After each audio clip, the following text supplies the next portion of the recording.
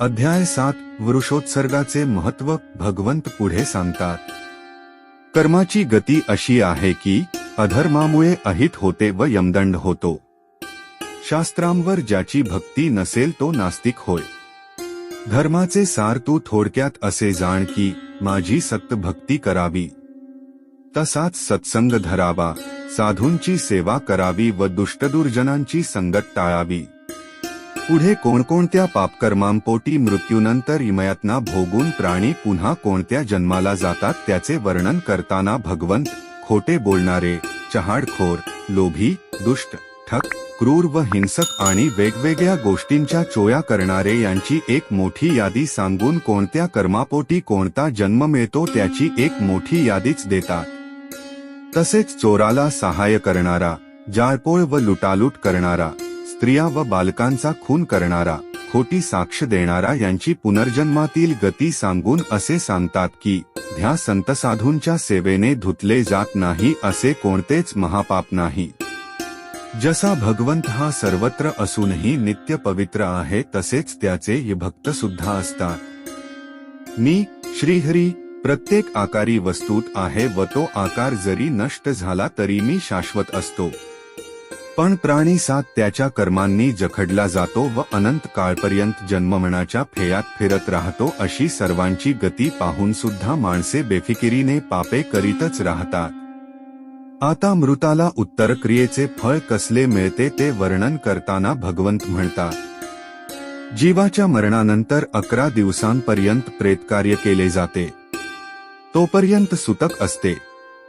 पुत्र निपुत्रिक असेल तर पत्नी, ती नसली तर धाकटा भाऊ, मोठा भाऊ, पुतण्या, भाचे, आते भाऊ व मामे भाऊ यांपैकी कुणीही श्राद्धक्रिया करू शकतो. तसाच अधिकार शिष्याला, गुरुला, सास्याला, जाव्याला व मेव्हण्याला आहे. राजाला तर कुणाही अनाथाचे उत्तरकार्य करता येते. ते कार्य घराच्या बाहेर करावे. त्या संपूर्ण क्रियेमध्ये वृषोत्सर्ग विधी हा सर्वाधिक महत्वाचा असून त्याशिवाय प्रेतक्रिया अपूर्ण राहते व जीवाचा प्रेतभाव नष्ट होत नसतो. गरुड पुराण अध्याय 8 वृषोत्सर्ग विधी नारायणबली व शयादान. श्रीहरी म्हणतात, पक्षीराजा ऐक. सर्व तीर्थयात्रा, कोट्यवधी यज्ञ व अश्वमेध या सौपेक्षा वृषोत्सर्गाचे पुण्य 16 पट जास्त आहे. वृषोत्सर्ग अर्थात वळूचे दान करण्याच विधी होय. हा विधी 11व्या दिवशी करावयाचा असतो. तो वळू 2 वर्षापेक्षा मोठा असावा, पण 4 वर्षांपेक्षा जास्त वयाचा असू नये. तो तांबड्या रंगाचा असून धष्टपुष्ट असावा. 10व्या दिवसाचे स्नान मात्र गावाबाहेर करावे. जर मृत्यू अपघाती अगर कुयोगावर झाला असेल तर प्रेताच्या मुक्तीखातर अवश्य नारायणली. त्यासाठी कलशस्थापना करून व धातूची मूर्ती करून नारायणलीचे विधान करून त्यांचे दान करावे.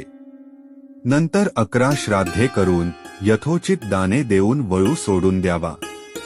त्यावेळी प्रेताला सद्गती मिळण्यासाठी मंत्रोच्चारपूर्वक प्रार्थना करावी.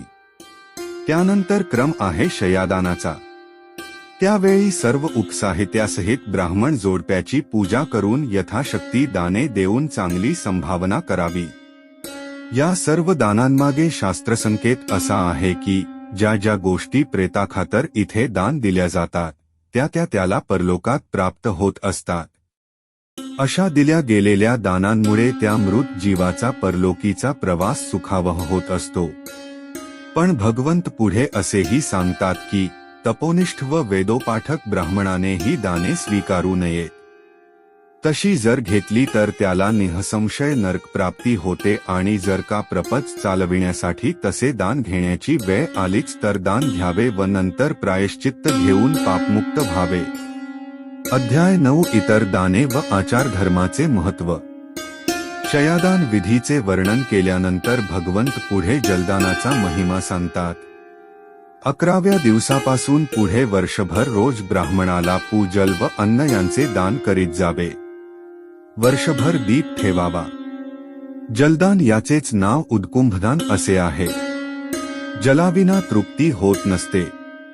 ये जर रोज जलदान करण्याचे सामर्थ्य नसेल तर मग सपिंडी विधी करते वेळी एकदाच द्यावा. आता आणखी दिली जाणारी दाने वन त्यांची फळे अशी आहेत. आसनाच्या दानाने प्रेतात्मा सुखाने बसून जेवतो. पात्रदानामुळे त्याला ताट मिळते. उदकुंभदानाने त्या प्रेताची तहान भागते. खडावा जोडा दान दिल्याने वाहन म्हणून घोडा मिळतो. छत्रीदान केल्याने यमपुरीच्या मार्गावरून जाताना उन्हाचा ताप बाधत नाही. शयादानाने विमान मिळते. घर दान केल्याने त्याला चालण्याचे श्रम करावे लागत नाही. अशा प्रकारे इथे जी जी दाने द्यावीत ती सर्व सुखे त्या प्रेतात्म्याला प्राप्त होतात. आता भगवंत आचार धर्माचा महिमा सांगू लागतात. श्राद्धान्नाचे भोजन केल्याने ब्राह्मण भ्रष्ट होतो. मग पुन्हा 16 संस्कार करून त्याला शुद्ध करून घेता येते. त्याचप्रमाणे स्वैरिणी व व्यभिचारी स्त्री, लोभी पुरुष, ब्रह्मज्ञानी असला तरी इंद्रियांचा गुलाम असलेला लबाड व ठक मनुष्य हे भ्रष्ट असतात. आपुलकी नसली तर ते नातेसंबंध आणि वैराग्य नसताना केलेली भक्ती या दोन्ही गोष्टी निष्फळ आहेत. दक्षिणाविरहित दान, कर्कशा स्त्री, विद्या नसलेला गुरु, निर्दय गुरु व अभाविक पुरुष हे निर्माल्यवत टाळावे. ब्राह्मणांसाठी आचार हा आद्यधर्म असून त्याची लक्षणे भगवंतांनी वर्णन केली आहे. त्यात सूर्योदय होण्या अगोदर 2 तास उठावे, आत्मचिंतन व देवतांची स्तुती करून नंतर शौचमुख मार्जन यांचा विधी सांगून पुढे प्रातःस्नान, जप वगैरे करून आपला उद्योगधंदा करावा व माध्यान्हस्नान करावे. पुढे देवतार्चन व भोजन यांचा विधी सांगून तिसऱ्या प्रहरी शास्त्रार्थ श्रवण करावा असा प्रकार आहे. नंतर सायंकाळची देवपूजा करावी. अल्प आहार घ्यावा. धर्मपत्नीला भोग द्यावा. अशा प्रकारे श्रीहरीने दिनक्रमाचे वर्णन संक्षेपाने केले आहे. अध्याय 10 गायीचे महात्म्य व अन्नदानाचे श्रेष्ठत्व. पुढे भगवतांनी नैमित्तिक आचार सांगताना जर घरातील थोरांचा मृत्यू झाला तर गृहस्थाने, तिने व ब्रह्मचार्याने कोणती कर्म पुण्य करावीत ते सविस्तर वर्णन केले आहे. नंतर गोदान, गोसेवा यांचे महात्म्य सांगताना ते म्हणतात, गायीभोवती केलेली प्रदक्षिणा ही पृथ्वी प्रदक्षिणेच्या बरोबरीची असते. याकरिता नित्य गायींची सेवा करावी. तिला नमस्कार करावा. गोठा स्वच्छ ठेवावा. गायीचे सर्व दूध न काढता वासराकरिता काही शिल्लक ठेवावे. गाय जरी खोड्याळ असली तरी तिचे रक्षण करावे. गोठ्यात दिव्याची सोय करावी. गायीची हत्या करणारा 21 नरक भोगतो. पंचगव्याने गायीचे दूध, घी, तूप, मूत्र व शेण महापापी सुद्धा शुद्ध होतो. नंतर गोदान केल्यामुळे काय फळे प्राप्त होतात त्यांचे वर्णन करून श्री विष्णू पुढे बोलू लागतात. ते म्हणतात, गरुडा, अन्नदानाचे महत्त्व किती आहे म्हणून तुला सांगू. देवी देवता, ऋषी आणि ब्राह्मण हे अन्न श्रेष्ठ ठरवितात. अन्नामुळे सर्व विश्वाचे धारण व पोषण होते. सर्वश्रेष्ठ असा जो प्राण आहे तो संपूर्ण अन्नमय आहे ही गोष्ट सर्वच जाणतात. तशीच ध्या जर वेळ आली तर आपल्या घासातील घास कमी करून ब्राह्मणाला द्यावा. अतिथीला उपाशी विन्मुख परतवू नये. अन्नदानासाठी सर्वच पात्र असतात, मग तो चांडाळ असो, महापापी असो की आपला वैरी असो. आपल्या सामर्थ्यानुसार अन्न देत जावे. शूद्राला दिलेल्या अन्नाचे फलसुद्धा फार मोठे आहे. शेतक्याला जसा पावसामुळे संतोष होतो तसा पितरांना अन्नदानामुळे होतो. असे अन्नदान करणायाला पशुधन, संतती, रूप, सामर्थ्य आणि धनलाभ होतो. अन्नामुळे कीटकापासून तो देवांपर्यंत सर्व तृप्त होतात. अन्न नसले तर प्राणी नाश पावतात. असे सांगून पुढे श्रीहरी रामावताराच्या वेळची एक घटना सांगतात. त्यांना अगस्ती मुनींनी असे सांगितले की ते एका तलावाजवळ गेले असता एक ताजे प्रेत तलावाच्या काठी होते. तेवढ्यात एक स्वर्गीय पुरुष दिव्य विमानातून सर्व अप्सरांसह तिथे आला व त्याने त्या प्रेताचे मांस यथेच्छ खाल्ले व तो निघाला.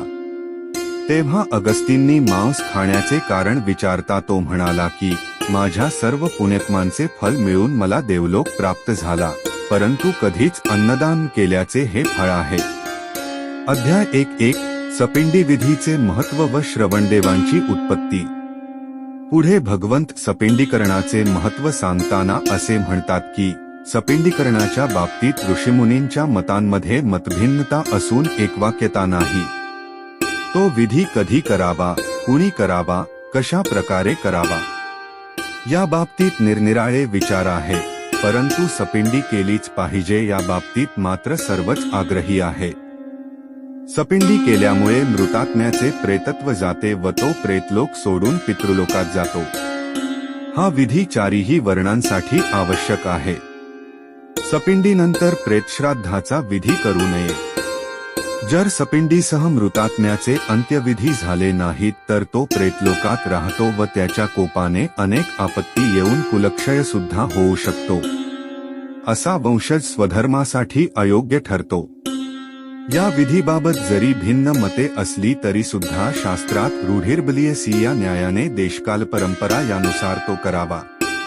असेच इतर अडचणींच्या बाबतीत पर्याय वर्णन करून 13व्या दिवसाच्या पहिल्या 2 प्रहरात श्रवण नावाच्या देवांचे पूजन करावे असे सांगून भगवंतांनी श्रवणांच्या उत्पत्तीची कहाणी अशी सांगितली आहे।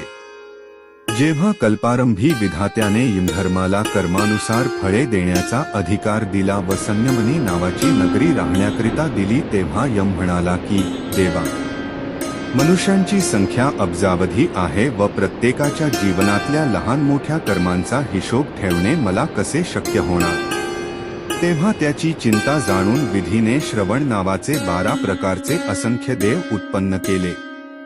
त्यांना असे सामर्थ्य दिले की ते प्रत्येक प्राण्याचे दर क्षणाचे कृत्य जाणतात व ते यमधर्माला प्राण्याच्या न्यायनिवाड्याच्या वेळी सांगतात। त्यांना दूरश्रवणाची व दूरदर्शनाची सिद्धी असते। म्हणून श्राद्धकर्मामध्ये श्रवण पूजनाचे एक विशेष असे महत्त्व असून त्यामुळे श्राद्धविधी परिपूर्ण होतो। गरुड पुराण अध्याय 12 नारायणबलीचे निरूपण। प्रथम श्री विष्णू वाईट मरण कोणते ते सांगतात। फाशी दिले जाणे, पाण्यात बुडून मरणे, साप चावून मरणे, आगीत जळून मरणे, ब्राह्मणाच्या तळतळाटामुळे मरणे, हिंस्र पशूंकडून मारला जाणे, वाघाने खाणे, लढाईतून पळून जाताना रात्रुसैनिकाने मारणे, विषप्रयोग होऊन मरणे, मारामारीत मरणे, चोराकडून मारले जाणे, अपघाती मरण तात्काळ येणे व खाटेवर उंचावर मरणे, तसेच ओली बाळंतीण असताना मरणे, विटाळशीपणी मरणे, अंगावर दरड, भिंत अथवा झाड कोसळून किंवा वीज पडून मरणे अशा प्रकारची सर्व मरणे ही दुर्मरणे असतात। तसाच धर्मोच्छेदक, व्यभिचारी, परस्त्रीला बळजबरीने भोगणारा, आगी लावून नुकसान करणारा, विष घालून मारणारा, सावकारी करणारा, वेदनिंदक असे सर्व महापापी होत। त्याचप्रमाणे आत्महत्या करणे हे सुद्धा दुर्मरण असून ते महापातक आहे। अशा सर्व प्रकारच्या मरणांसाठी आणि बेपत्ता प्रेतासाठी भगवंत पालाशदाह वैधी, पळसाच्या पानांचा पुतळा जाळणे सांगतात। परागंदा झालेल्या व्यक्तीसाठी 12 वर्षांनंतर हाच विधी करावा। शिवाय ज्यांना दुर्मरण आले असेल अशा सर्वांसाठी आणि महापातकी 12 लोकांसाठी नारायणबली हा एकच विधी पुरेसा आहे। त्याचे संपूर्ण विधान वर्णन करून श्रीहरी सांगतात। शिवाय मृत्युस्मेयी जर धनिष्ठा पंचक, धनिष्ठाच 3, 4, शतार्का, उभाद्र, रेवती अर्थात यांच्यापैकी कोणतेही नक्षत्र असेल तर मरणारा दुर्गतीला जातोच, परंतु कुळाचीही हानी होते। त्या दोषाच्या निरसनासाठी करावयाच्या शांतीचे संपूर्ण विधिविधानाचे सांगोपांग वर्णन करून सांगितले आहे। पुढे ज्याचा नागदोषाने अगर सर्पदोषाने मृत्यू घडला असेल, नागदंश, सर्पदंश, सर्पसंबंधाचा शाप वगैरे दोष, तर त्याला सद्गती मिळावी यासाठी पंचमी तिथीला नागपूजेचे व्रत करण्यास सांगितले आहे। त्यासाठी पीठाचे 9 नाग बनवून कोणत्याही महिन्यातील पंचमीला त्यांचे विधिविधानासह षोडशोपचारांनी पूजन करावे। अशा 12 पंचम्यांचे व्रत केल्याने नागदोषाचा परिहार होतो। अध्याय 1:3 प्रेत्योनी प्राप्ती व प्रेत दोषांचे वर्णन। श्रीहरी पुढे सांगतात, गरुडा जर बाळंतीण स्त्री अगर विटाळशी स्त्री पहिल्या दिवशी मरण पावली तर एका दिवसात विधिपूर्वक शुद्धीकरण होते। बाळंतीण जर 3 दिवसांत मृत्यू पावली तर 3 दिवसांनी, 6 दिवसांत मेली तर 2 वर्षांनी, 9 दिवसात मेली तर 1 वर्षाने व 1 महिन्याने मेली तर 3 क्रच्छुवर्ते केल्याने गतीस जाते. पुढे गरोदरखीचा मृत्यू झाला तर कराव्याचा विधी सांगून सती जाण्याचे महत्त्व सांगितले आहे. तसे करतान आले तर विधवेने पाळाव्याच्या आचाराचे विस्तृत वर्णन केले आहे. नंतर भगवंत सांगतात की ब्राह्मण व हरिहरांचे पूजन करणारा वेदोक्त मार्ग सोडून स्वतःच्या इच्छेनुसार व्रते, दाने व धर्मकर्म करणारा पाखंडी होय. आता माझ्या नावाचे तुला सामर्थ्य सांगतो. चांगल्या अगर वाईट कोणत्याही हेतूने माझे नाव उच्चारले गेले तरी महापापे नष्ट होतात. माझ्या नावात जे उद्धाराचे सामर्थ्य आहे ते वेदांपाशी नाही. तेव्हा हरघडी माझे नामस्मरण करीत जावे. जो मृत संबंधी लोकांचे उत्तरकार्य करीत नसतो तो मेल्यानंतर प्रेतलोकात जातो, तसाच लोकांना पीडा देतो. त्यावर गरुडाने विचारल्यावरून विष्णू त्यांची लक्षणे सांगतात. अधार्मिक मनुष्याला प्रेतबाधा होते. मात्र जे रुद्र उपासक, देवतिथी पूजक, श्राद्ध करते, 13 सत्यवचनी तसेच जप करतात त्यांना प्रेतात्मे काही करू शकत नाही. या प्रेतांची बाधा असल्यास भावंडात एक जण सज्जन तर दुसरा पापाचरणी होतो. कुणाला संततीच होत नाही किंवा होऊन मरते, फक्त कन्याच होतात. घरात कलह माजतो, द्रव्यनाश होतो. धर्मकर्मे नकोशी वाटतात. धंदाउद्योगात व शेतीत अकारण नुकसान होते. व्यसनात अगर चोरी होऊन संपत्ती जाते. दुर्धर व असाध्य रोग होतात. औषधे लागू पडत नाहीत. पुण्य करू जावे तर दुःखच मिळते. अपकीर्ती होते. मित्रते वैरी बनतात. वृथा आळ अंगावर येतात. फार काय सांगू गरुडा, जीवन जगणे अशक्य होते. हे प्रेतात्मे भयानक आणि विद्रूप असून विषयी व वासनाधीन असून आपल्याच गोत्रजांना पीडा देतात. अशी ही भयंकर प्रेत्योनी आहे. अध्याय 14. 5 प्रेतांच्या उद्धाराची कथा. एक तपस्वी ब्राह्मण तीर्थयात्रा करीत असता मारवाड प्रांतात गेला. तिथल्या मुक्कामात 5 भयंकर आणि क्रूर असे प्रेतात्मे विक्राळ रूप धरून त्याला खाण्याकरिता धावून आले. तो ब्राह्मण नरसिंहाचा कृपापात्र भक्त होता, म्हणून त्याने हुंकार करून त्या प्रेतांना खिळवून टाकले. तेव्हा तो ब्राह्मण म्हणाला की तुमची हकीकत जी असेल ती मला सांगा. त्यावर ते म्हणाले की आमच्या पापकर्मामुळे आम्ही उपाशी तापाशी असे इथे अतृप्त अवस्थेत आहोत, तरी आमचा उद्धार कर. मग ब्राह्मणाने त्यांची पापे विचारली तेव्हा एक म्हणाला की मी पित्याची सर्व संपत्ती भोगली, पण त्याचे उत्तरकार्य मात्र केले नाही. ते पाप भोगतो आहे. दुसरा म्हणाला की मी ब्राह्मणांचा अपमान करून फार छळ करीत होतो. त्या पापामुळे अनेक नरक भोगून प्रेत बनलो. तिसरा बोलू लागला की मी पूर्वी वैश्य होतो. न्यायान्यायन पाहता लबाडीने विक्री करून खूप द्रव्य जमवले. आपले दोष नाहीसे व्हावेत म्हणून मी धार्मिक आचरण करीत असे, पण त्याचा काहीही उपयोग झाला नाही. चौथा म्हणाला की मी पूर्वजन्मी ब्राह्मण होतो. पण स्त्रीलोलुप असल्यामुळे मी आचार धर्माची कधीही पर्वा केली नाही. मी पित्याचे व मातेचे श्राद्ध केले नाही. मात्र पत्नीच्या 14 माहेरच्या लोकांचे पुष्कळ चोचले पुरविले. पाचवा सांगू लागला की मी विद्वन्मान्य ब्राह्मण होतो आणि धर्माधिकारी होतो, परंतु विद्येच्या गर्वापोटी मी स्वतः धर्माचरण केले नाही. स्वतः दाने घेतली, पण स्वतः कधीच दान दिले नाही. महात्म्यांना व साधूंना कधी वंदन केले नाही आणि शेवटी प्रेत बनलो. मग त्या सर्वांची दया येऊन ब्राह्मणाने त्या सर्व प्रेतात्म्यांना विचारले की मी तुमच्या मुक्तीकरिता काय करू. त्यावर ते 5 जण बोलले की शिव अथवा विष्णूच्या क्षेत्रस्थानी अश्वत्थ्याजवळ अगर तुळस असेल तिथे आमच्यासाठी विधिपूर्वक समंत्रक नारायणबली करशील तर आम्ही मुक्त होऊ. त्या ब्राह्मणाने तसा विधी केल्यानंतर ते 5ही जण प्रेतत्वापासून मुक्त झाले व दिव्य देह मिळून स्वर्गाप्रत जाते झाले. अध्याय 15 कलियुग धर्माचे वर्णन। भगवंत म्हणतात, गरुडा, हे कलियुग 4 युगात अतिघोर आहे। पूर्वी प्रत्येक युगामध्ये मी स्वतः अवतार घेऊन दुष्टांचे पुनर्निर्दयन करून धर्माची पुनर्स्थापना केली, पण कलीमध्ये मात्र ते काम माझे अंशभूत संत महात्मे व देव करतील, कारण कलीमध्ये कुणालाही पापाचरणाचे भय नसेल। ब्राह्मण दांभिक बनतील, लोभी होतील व म्लेच्छांचे आचार अनुसरतील। वेदाध्ययन सोडून ते म्लेच्छ शास्त्रे शिकतील, शूद्रांची सेवा करतील। तरीही ब्राह्मण हे वंदनीय असले पाहिजे। तीर्थस्थाने आणि ब्रह्मज्ञ यांची निंदा करणारे नरकात जातील। पती व पत्नी या दोघांत खरे प्रेम नसेल, तसे जर एखाद्या जोडप्यात दिसले तर त्याच्या मागे स्वार्थ असेल। मैत्री लोभापोटी होईल, प्रजा दरिद्री बनेल। शूद्र व म्लेच्छ हे बहुसंख्य होतील। पुष्कळ स्त्रिया स्वैरिणी व व्यभिचारिणी बनतील। पतीशी काडीमोड घेतील, पती मेला तर दुसरा करतील आणि त्यांना इतरेजन पाठिंबाच देतील। चांगल्या कुळात चोर निपजतील, राजे आपल्याच ध्या प्रजेला लुबाडतील। ज्ञानी ब्राह्मण द्रव्यलोभी व विषयवासनेचे गुलाम होतील। आश्रमधर्माचा लोप होईल, संन्यासी आश्रम स्थापतील। दिखाऊपणा करून पुरुष व स्त्रियांना ब्रह्मज्ञानाच्या गप्पा सांगून लुबाडतील। सर्व समाजात भ्रष्टाचार माजेल।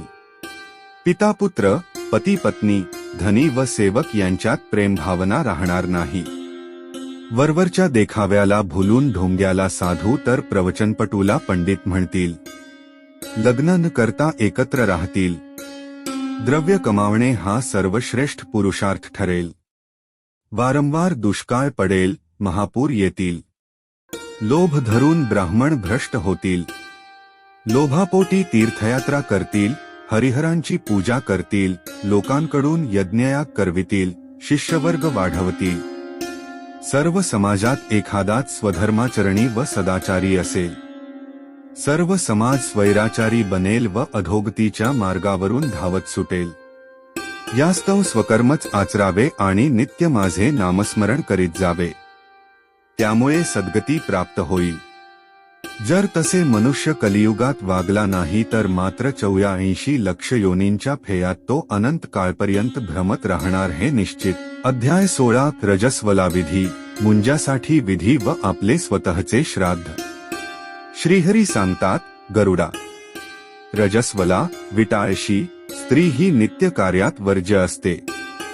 चौथ्या दिवशी स्नान केल्यानंतर ती शुद्ध होते। तिच्या हातचे अन्नउदक घेतले तर एका दिवसाच्या धर्माची हानी होते, परंतु जर त्या काळात शरीर संबंध केला तर मग तो पुरुष प्रेत्योनीत जातो।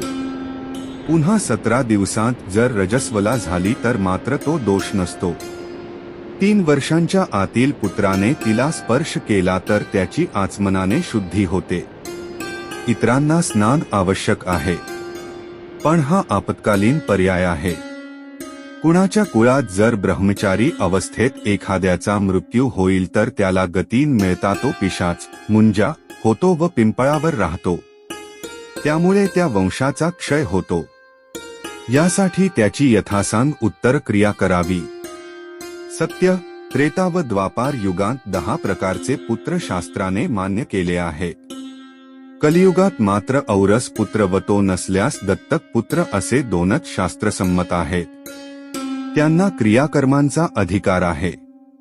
वरील दोन्हींपैकी एकही पुत्र नसला तर जिवंत असे तोवर आपणच स्वतःचे श्राद्ध व उत्तर क्रिया करावी। गया तीर्थावर ते करता येते, त्यासाठी उत्तरायणाचा काळ प्रशस्त आहे। शिवाय अपवाद म्हणून श्रावणात, कार्तिकात करू शकतात। त्यासाठी द्वादशी वगैरे शुभ तिथी, शुभ घटिका पाहावी लागेल। गयेपर्यंत जाणे शक्य नसले तर कोणत्याही क्षेत्रस्थानी करावे। त्यासाठी प्रथम देहशुद्धी व्हावी म्हणून दाने देऊन ग्रहपूजन करावे। वृषोत्सर्गाचा संकल्प करावा। त्यानंतर स्वतःचे श्राद्ध स्वतः करावे। जसे विधी मृताच्या उत्तरक्रियेत करतात तसेच सर्व विधी यथासांग करावे। दाने द्यावी।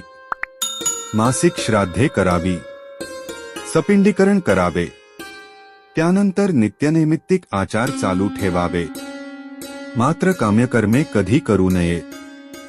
जनसंपर्क, ज्ञातीची कार्ये व सार्वजनिक कार्यात भाग घेऊ नये. सदा सर्वदा नारायणनामात मग्न असावे. शारीरिक असमर्थता असली तरी मरेपर्यंत नामस्मरण सोडू नये.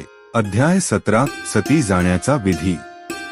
भगवंत म्हणतात, गरुडा, अग्निहोत्री दाम्पत्य अत्यंत पवित्र असते.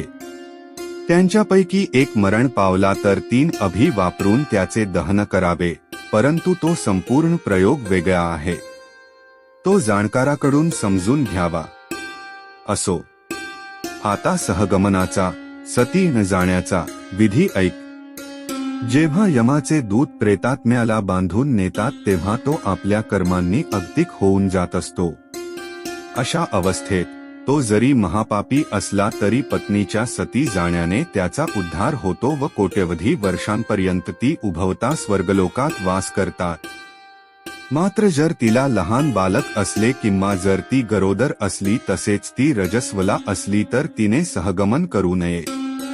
पती परदेशी मरण पावला तर त्याच्या अस्थी मागवून त्यांसह सती जावे. रात्री पती मेला तर सकाळी ब्राह्मणांना बोलावून स्मशानात जावे. तिथे चिता रचून भोवती झोपडी बांधावी. ती गाईच्या शेणाने सारवावी. नवी कोरी वस्त्रे नेसावी. संकल्प उच्चारावा. येध्या यथाविधी दिक्पाल व गणांसह रुद्राचे पूजन करावे. मंत्र म्हणावे. वस्त्रे व अलंकार यांची दाने द्यावी. पुत्र व कन्या यांना आशीर्वाद सत्रा द्यावे. नंतर चितेवर पतीच्या प्रेता शेजारी बसावे. अग्नी, सूर्य यांना अर्घ्य द्यावी. मग पतीचे मुखावलोकन करून वचनमंत्र उच्चारून हळदी कुंकू वस्त्रांसहित 5 सुवासिनींना सुपातून सौभाग्यवाणे द्यावी. सर्व देवांसह लक्ष्मीनारायणाला आवाहन करावे. काजळ, नथीसह शृंगारभूषणे आल्यावी. आहुती मंत्र उच्चारावे.